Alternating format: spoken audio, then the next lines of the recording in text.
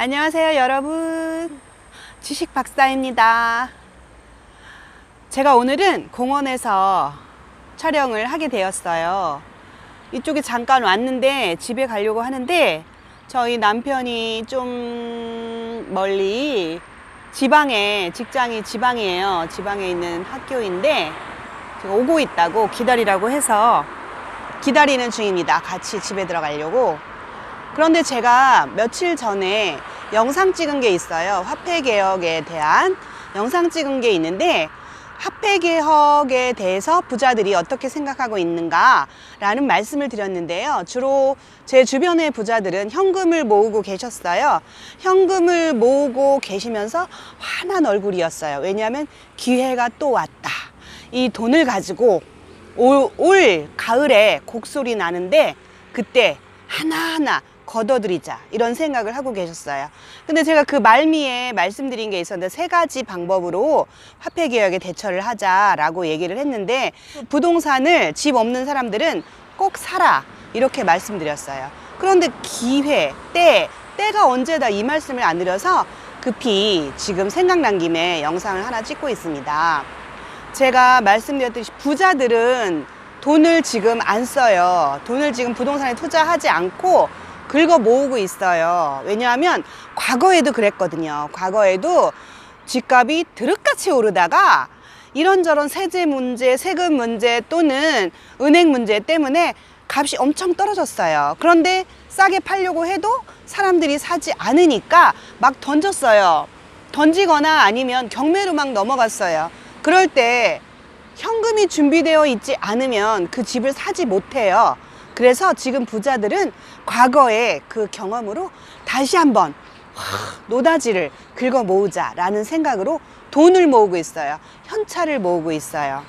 그런데 집 없는 사람들은 화폐개혁이 되면 집값이 드륵같이 오르잖아요. 그래서 제가 집 없는 사람들은 반드시 집을 사라, 이렇게 말씀드렸는데, 근데 제가 이제 나이가 있다 보니까 보통 집 없는 사람들이 기회를 잘못 잡아서 좀 비쌀 때 샀더라도 좀 참아야 돼요. 내릴 것 같다고 집도 없는데 그냥 팔아버리면 안 돼요. 왜냐하면 언젠간 또 한 번에 팍 오르기 때문에 뭐 땅 투기를 하라, 집 투기를 하라 이러는 게 아니에요. 평생 우리는 어느 집에서 살아야 되고 안정적으로 살면 좋잖아요. 이리 이사 다니고 저리 이사 다니고 월세 돈 다 바치고 이러는 거 안 좋잖아요. 그래서 내가 깔고 앉을 그런 집 한 채는 있어야 되는데, 그 집을 약간 비싸게 샀다고 해서, 이건 제 생각이에요. 여러 사람들의 생각은 좀 다르지만 집을 그냥 던져버리잖아요. 좀 싸게 팔잖아요. 그러면 집이라는 건 좀 지금 안 오르고 있더라도 시간이 지나면 언젠가는 안 오르는 거 합 플러스 곱하기 10으로 올라요. 물론 뭐 지역이 좀 너무나 시골이라든가 이런 경우는 다를 수도 있는데, 보통 우리가 직장을 다니거나 이러려면 약간 그래도 도시에 있어야 되잖아요. 그 도시 주변에 집들은 꼭 한 번에 팍 오르더라고요. 어떻든 우리가 깔고 앉아 있는 거니까 오르든 말든 무슨 상관이겠어요. 그냥 편안히 살면 되지. 그러니까 그냥 막 이자가 너무 많이 나간 거나 이렇게 이제 좀 그걸 유지하기 힘들지 않으신 분들은 그 집을 그냥 갖고 계셔야 돼요. 그리고 현찰을 많이 준비하세요. 현찰을 만약에 이제 아직 집이 없는데 지금 당장 사라는 건 아니에요.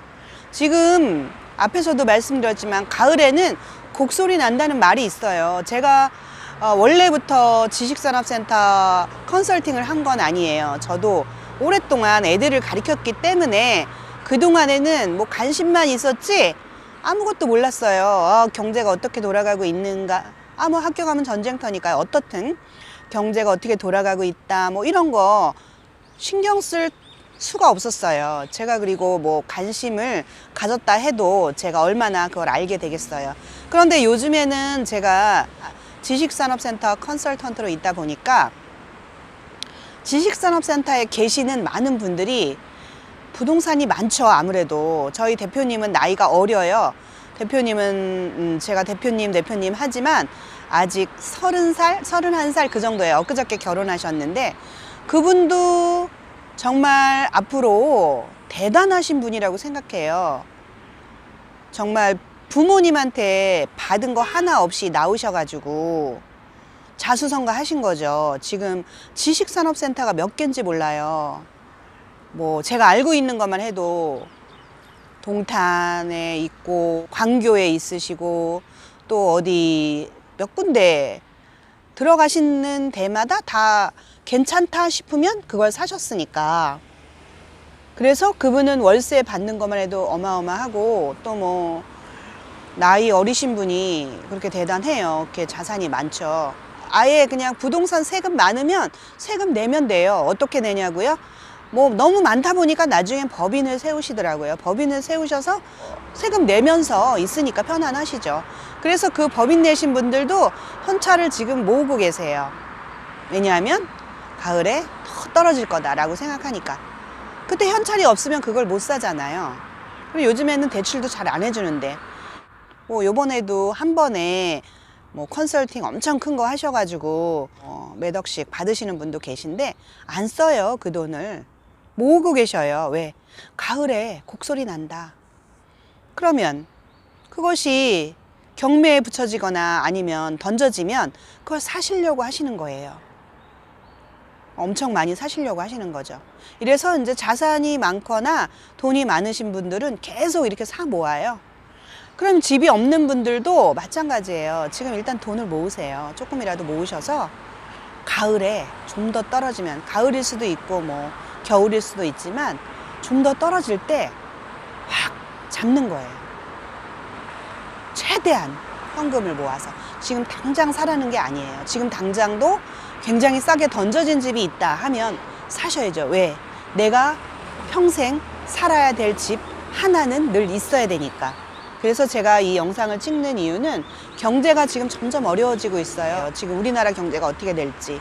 그리고 또 중국에서 지금 우리나라 외환위기 때처럼 그런 경제 위기가 닥칠 수도 있다는데 중국에서 무너지면 우리나라도 마찬가지예요. 중국에서 모든 것들이 지금 오고 이러니까. 그래서 경제가 더 어려워질 가능성이 많다고 하니 대비를 하셔야 돼요. 대비를 그냥 하는 게 아니라 현찰을 모으시면서 기회를 봐서 집 없는 사람은 기회를 잡으셔서 꼭 내 집을 마련하세요. 그래서 오늘은 제가 화폐 개혁이 될 것에 대비하라 이렇게 말씀을 드렸는데 언제 사라 이런 얘기를 안 해서 현찰을 모으셔서 기다리세요. 떨어질 거예요. 우리의 과거를 보면 항상 역사는 반복됩니다. 그러니까 그 말씀을 드리기 위해서 오늘 영상을 찍었습니다. 자, 그럼 여러분 모두 부자 되세요. 안녕.